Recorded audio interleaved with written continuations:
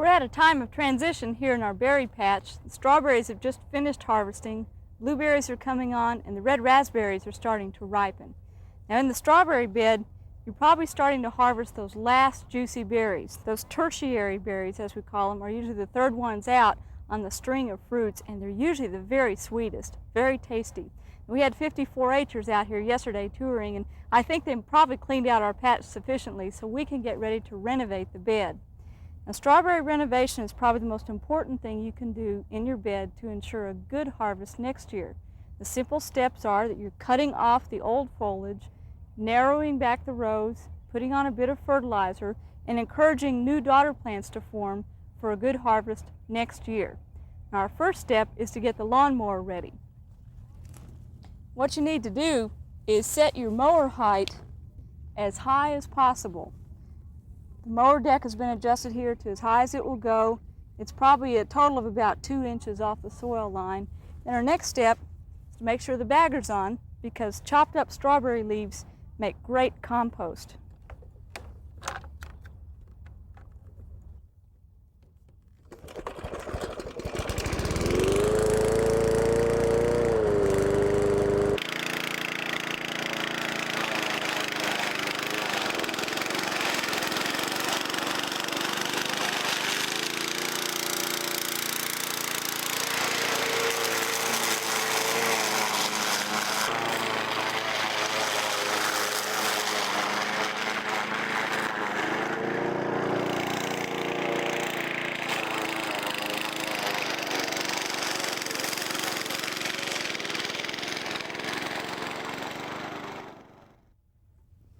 As you can see, the strawberry leaves make great compost.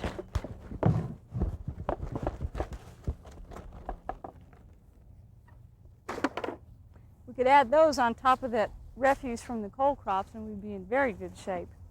Well, after you've mowed the tops off, you might be a little shocked as to the appearance. It may look like you've just laid waste one good strawberry bed, but I assure you it will grow back, because we have cut tall enough where we've not harmed the crown of the plant. The foliage is going to come out right down here from the base of the plant.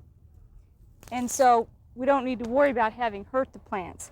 Now the next step is to fertilize the bed, and a complete fertilizer is just ideal, such as 10-20-10 or 5-10-5. You want to put it on at the rate of 1 to 2 pounds per 100 square feet. I usually just take some in a container like this and just scatter it over the row. What this will do will help those daughter plants get established and green and growing. The real work in growing strawberries doesn't really start until after harvest. That's when you have to tend the bed and make sure you get plenty of fresh daughter plants for a good harvest next year.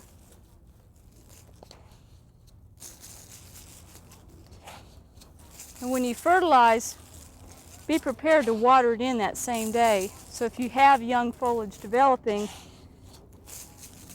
you won't burn any of it.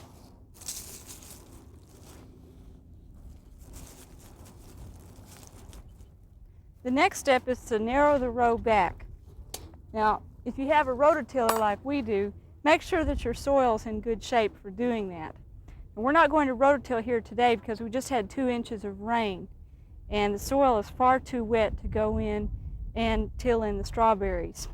You can, if you have a small bed, just use a spading fork or a shovel. And when you narrow back a bed of strawberries, you want to narrow it back to about 12 to 18 inches wide.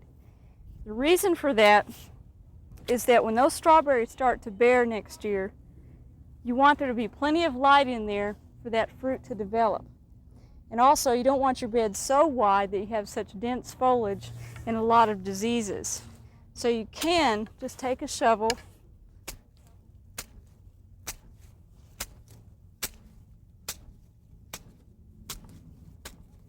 and go on the other side, measure about 12 inches.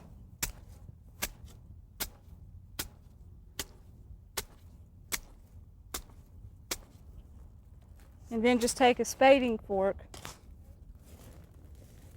and turn under the area that you've cut away. This would be a lot of hard, heavy work, in a large bed.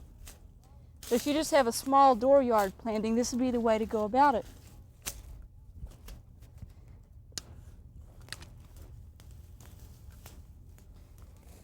And this will also help work in some of that fertilizer. You can see how wet our soil is.